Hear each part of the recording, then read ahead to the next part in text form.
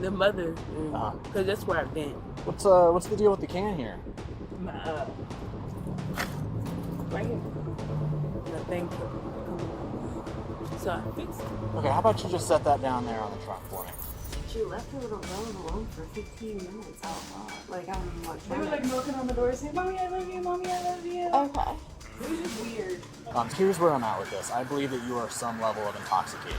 Can you do a reference? Well, so hang on. Let me explain a little bit further to you. On August 29th, 2025, Grove City Police in Ohio responded to a Walmart welfare call involving a mother and 2 children. Here is the contrast that shapes this analysis. The officer correctly declined an impaired driving charge, yet still issued a criminal citation. Hello, how you doing, man? How you doing? Good. Good. I'm Officer Deweese with Grove City Police Department. We got a call about you. It sounded like you were stumbling around inside the store, so we just wanted to check on you and make sure that you were okay to drive. You said you're tired? Yeah, I'm not drunk or anything. Like, I'm drained. I just moved into my apartment, and I've been up cleaning, organizing. Gotcha. So you've just been up for a long time then? Yeah, and I was crying because I got paid $600 in rent. And I got 4 kids, and it's really stressed. Gotcha. Yeah, they said they saw you go into the mother, because that's where I've been. What's the deal with the can here? My, right here. My thing kept coming on. So I fixed it. Okay, how about you just set that down there on the trunk for me? You got an ID on you? Yeah. Okay. Is it on you? No, it's more. You can go get it. It's Okay. in my purse. Why are you like stumbling around and stuff? I want to make sure that you're okay because you seem like you're sort I have vertigo. Okay. Okay.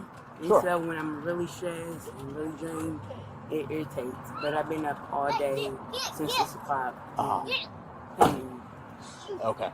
Well, tell me what, when these other officers show up, we'll go get your ID, because right now... Can I sit on the curb? Yeah, if you want to sit down, that's fine. Yeah, this is crazy. You don't got any weapons or anything on you or inside the car, do you? No. Okay. What's the deal with the inhalant? The what? The inhalant, the spray bottle that you were holding when I walked up. I said I'm fixing my... Oh, watch out for a second. What are you... serious? Well, because you say you're fixing something, there's no indicator of spray or nothing, and I seen you holding the spray can and you're stumbling around. No, I'm not holding it. My daughter just... I asked her to open the door. Okay. Where is your ID at? In my purse. Do you mind if I go grab that? Go get my purse for me right now. This is crazy. Thank you. Appreciate it, sweetheart. This one right here. Mind if I grab it out? Yeah. But, okay, we lived in our car for like a couple weeks because I was waiting for my section to come through for my unit. And so when the trunk was open, my cloth in my car kept on waiting. The cloth? Like the Which cloth? The roof stuff. Like this? Well, I told you that Walmart called us because they were concerned about some behavior that you were doing. Yeah, That's the reason that we're out here. So room, I'll go in there and vent because I have 4 kids and I just cry sometimes. Because sometimes you gotta cry. Okay. I'm a single mother before. There's nothing wrong with letting your emotions out or anything like that, but when we get information saying that you're stumbling around the store because my vertigo, I have vertigo. Okay. Okay, when I'm stressed, it acts up. I don't drink. I haven't drunk in 4 years. I don't have sex. I'm abstinent. I'm sober. I go to church. This whole ordeal is stressing me out. Okay. And I have no family here, so it's just me. Okay. And I take care of everything. Where were you, if you were spraying this, where were you spraying it? Show me. Can I get up? Do you need help? I have bad balance. Okay. Show me. It's right here. Yeah. It's playground. Can you open the door? Open the door. You shut it because you was cold, but I want the door open. It's all right here. And not here too much. Do you care if I touch it? Sure can. He has me too.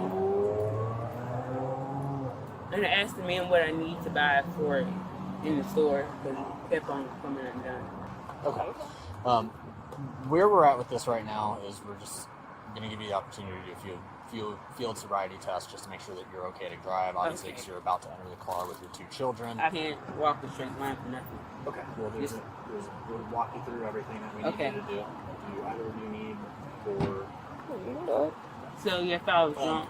Do you really go? Maybe No, they stop be it honest. from a one. I don't know if you're And see No, like, what it's they okay, have dog. because based that off is what I'm wet. seeing right now. When I walked up on you, you're stumbling. You just kind of go see what they had and like. Oh, it's less. Yeah, I'll kind of watch video too. See if I have anything. Like it's hereditary. My cousin in Lexington, Kentucky has it, Okay. and when she first wakes up, she got pills for it. Sure. But mine's only act up when I'm really stressed, and I'm under a lot of stress. I just moved in yesterday. I'm trying to organize my house. I bought curtains and I bought rods.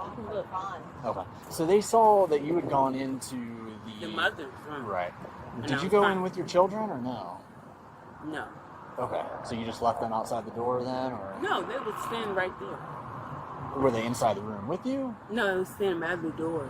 Okay. What were you doing inside the room there? I was praying and crying. I swear. Okay. And then I listened. Where my phone at?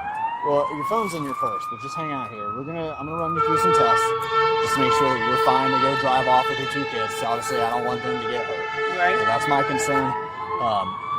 So I'm gonna explain a few things to you. Are you fine if we close the door and your kids stay here, and I'll just walk you to the front of this cruiser? Is that okay with you? Yeah. I can have this officer stay and make sure that. He can leave the door open though. Well, we just don't want them to run out. Okay, just make sure to sit down, okay? Sure. All right, we're gonna walk over here.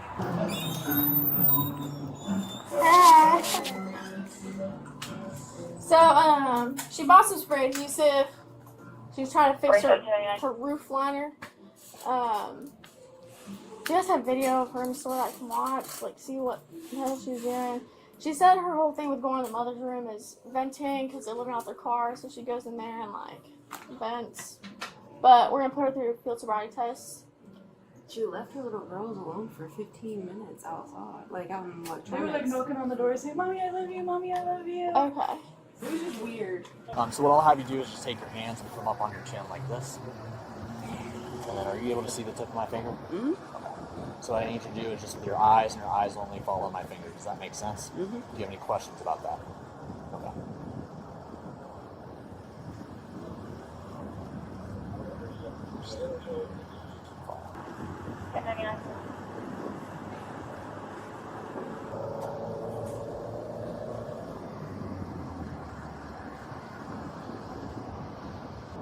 Are you still doing all right? Still doing good to continue?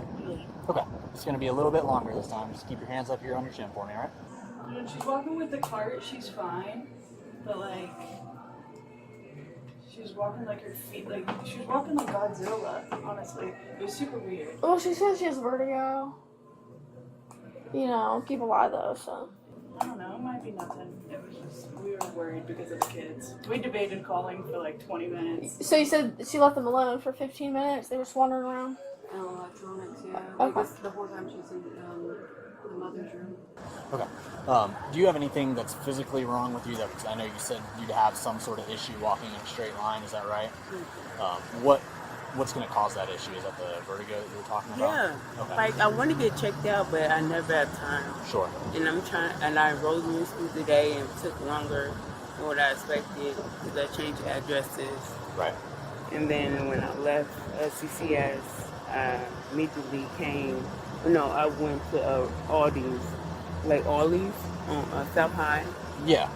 And I went to the thrift store to buy some curtains because my new place don't have blinds. And that was all today? Yeah. Okay. So I'm going to give you the opportunity to do the walk and turn test. I can take that into account that you have vertigo and you have injury with your feet. I can explain the test to you, and then you can let me know if you would like to try it. Does that sound reasonable? Yeah. Okay. So I'm just going to have you... What is it? I was sitting down. Okay, well, I'm going to have you stand up for this one, okay? Can I take off my shoes? Yeah, if you'd like to. We type up a sworn statement real quick. Just basically stating, because here's where we're at. We're putting her through field sobriety testing anyways. Just kind of go that route, see if we have anything as far as alcohol or drugs go. So if we do go that route, and there is evidence to prove that, we will need a statement. So if you guys just want to knock one out real quick, that would help. McDonald's is all. So when you do this, I just need you to, in a heel-to-toe fashion, you're going to take 9 steps down that line, a turn, and then 9 steps back. Do you think that you would be able to do it? Okay, do you want to make an attempt at doing it? Like, am I going to jail? So you're not. Here's where I'm at with this. I believe that you are some level of intoxicated. Can you do it barefoot? Well, so let me explain a little bit further to you. Stop. Hey, if you need to sit, stop. Hey, listen. What I'm about to tell you might make your day a little bit better. Okay. Stop. All right. I'm so tired. I have not seen you driving your car in the state that you are in. There is no video from Walmart that shows you inside of your vehicle in the state that you're in. Meaning, I'm not arresting you for OVI or operating a motor vehicle under the influence, nor am I arresting you for physical control, because you're not doing that. Understanding that decision requires separating 2 Ohio statutes that observers frequently conflate. Ohio Revised Code Section 4511.19 prohibits operating a vehicle under the influence. The word operating carries the entire statute. It demands proof of actual or constructive control of the vehicle. Without personal observation of driving and without video of operation, a prosecutor cannot sustain that charge. The officer recognized this limitation on camera and expressly declined to arrest for OVI or physical control. That restraint is a textbook application of statutory elements over investigative momentum. The second statute is Ohio Revised Code Section 29, 19.22, subsection A. Endangering children requires a parent to create a substantial risk to a child's health or safety by violating a duty of care. Note what this statute does not require. It does not require intent to harm, nor does it require actual injury. It requires only a substantial risk arising from a breach of parental duty. That is a much lower threshold. The officer articulated his probable cause on camera. He stated the subject could not safely care for herself at that moment. That articulation is legally significant. It creates a contemporaneous record that survives most pretrial motions to suppress. My concern right now is that you have 2 small children with you. I'm going to drive slow. No, I'm not going to let you drive in the state that you're in. I don't have no one to drive me. Oh my God. Let me Sit down. Okay. So, can you understand that, from my point of view... Can I get a breathalyzer test or something? Say it one more A time. breathalyzer test. I don't drink. I understand. I do not drink, and the adhesive wasn't even like that. I just opened it. Okay. I just opened it to spray my ceiling because I can't afford them to strip my whole ceiling. Right. So, based off of what I'm seeing, I believe you are impaired by something. I don't know if you're impaired by alcohol, but I will not let you drive today. But why do you think I'm under influence? Because I can't walk a straight line? Not because you can't walk in a straight line. Again, I didn't see you walk in a straight line because you said that you didn't want to. Based off of what I'm hearing from your slow speech, you're unsteady on your feet. Your eye. I'm always unsteady. When I looked at your eyes, you have showed several indicators of impairment within your eyes. Usually that's... I'm stressed. Like, you not understand. Stress isn't something that's going to cause that to happen. I promise it does, honey. I haven't had anything I've gone through... to drink, anything to eat. I have been fasting for 3 days. You understand? All right, I understand that. Again, that's not something that's going to cause what I'm seeing in your eyes. I've been given plenty of training on this. So you're saying that I'm under influence because I ain't held that stuff for a split second? Because I was spraying the ceiling? I shouldn't have sprayed it? Well, that's not what I'm saying. Is that what happened? That you were just inside there spraying it and then it got into your nose and that's why you think that this might have happened? Well, that's what I'm asking you because you're the one who brought that up. I'm asking, like, how am I acting? I don't know. This is how I regularly act, but... Do you have somebody that can come pick you and your kids up? I can call me. But you do have somebody. I can try. Okay. Why don't you try to... I'll get you your phone, okay? And why don't you try to get a hold of somebody that can come pick up you and your kids, okay? How long were you spraying that stuff in the trunk? Like, I just came out the store, so I just opened it. You can read my receipt. Well, that's not the problem that I have. The problem is if that's what you think it was, and you were inhaling too much of it there in the back. You think can I get it back? I mean, it does feel wet. So, like, you probably, like, I put my hand on it, and it does feel, like, sticky. Right. I mean, it kind of depends on how much you were smelling. That stuff's strong.